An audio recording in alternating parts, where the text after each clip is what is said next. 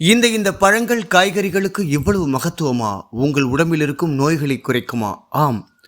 உங்களுக்கு வறட்டு இருமல் இருந்துச்சுன்னா திராட்சை பழம் சாப்பிடுங்க, அது குறையும்னு சொல்றாங்க. நீரிழிவு நோய்க்கு துளசி இலை சாப்பிட சொல்றாங்க. இரத்தத்தை சுத்திகரிக்க வேண்டுமா? வெள்ளை பூண்டு அதிகமாக சேர்த்துக்கங்க. உங்களுக்கு கண் பார்வை பிரகாசமாக இருக்கணுமா? கண் பார்வை அதிகரிக்கணும்னா கேரட், புதினா, ஏலக்காய் போன்றவற்றை சேர்த்துக்கங்க. கடுமையான ஜலதோஷம் இருக்கா? தேனும் எலுமிச்சம்பழம் கலந்து குடிங்க. வாழ்நாளை நீடிக்க செய்ய தினமும் ஒரு நெல்லிக்கனி சாப்பிடுங்கன்னு சொல்லியிருக்காங்க. சர்க்கரை நோயை கட்டுப்படுத்த வெந்தயம் சாப்பிடணுமாம். கொழுப்பு சத்தை குறைக்கிறதுக்கு மிளகு சாப்பிடணுமாம். உங்களுக்கு முதுகுத்தண்டு வலியா? இந்த வலிக்கு பப்பாளி பழம் சாப்பிடுங்க, சரியாகும்னு சொல்கிறாங்க. உயர் ரத்த அழுத்தம் இருக்கா? இதுக்குரிய எலுமிச்சம்பழத்தை ஜூஸ் பிழிஞ்சு குடிங்க. உங்கள் மூளையை ரொம்ப வலுவாக்கணுமா?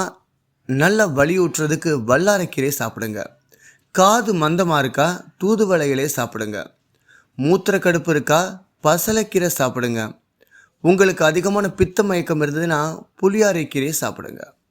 உடல் சூடு அகல முருங்கைக்கீரையை சமைச்சு சாப்பிடுங்க, உங்களுக்கு அவ்வளோ நல்லது.